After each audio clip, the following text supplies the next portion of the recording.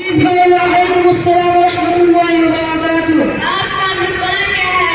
عزیزم میں مدرسہ عربیہ انوار اسلام میں بسم اللہ خان علم حاصل کرنے میں مشغول ہوں. میں آپ سے چند سوالات کرنا چاہتا ہوں. ضرور کیجیے، انشاءاللہ جوابات دینے کی کوشش کروں گا. مجھے بتائیں کہ بغیر وضو قرآن کریم کو چھونا اور اس کے بعد بولنا کیسا ہے؟ بغیر وضو کو قرآن چھونا اور آپ کو ناجائز نہیں ہے. کیا فرض نمازوں کی طرف زندگی کرنا واجب ہے؟ ہاں، فرض نمازوں کی طرف زندگی میں کرنا واجب ہے.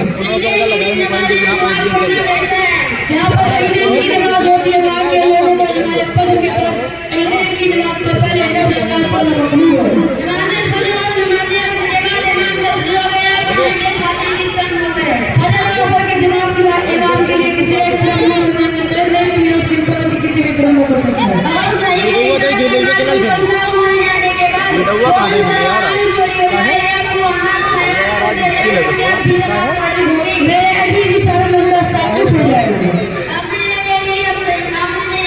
اگر کوئی شخص کسی غریب میت کی رقم کو زکات کی رقم سے خرید کر لے تو کیا زکات ادا ہو جائے گی؟ غریب میت کے غور و کفن میں زکات کی رقم لگانا جائز نہیں ہے. آخر میں یہی فکرہ دیجیے کہ نماز جنازہ اور اعتکاف صرف فرض و واجب سنتے ہیں.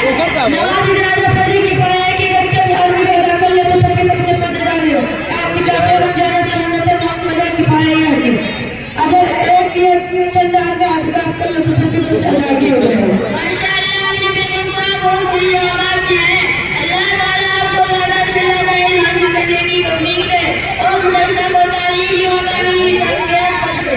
آمین. السلام علیکم ورحمۃ اللہ وبرکاتہ. وعلیکم السلام ورحمۃ اللہ وبرکاتہ.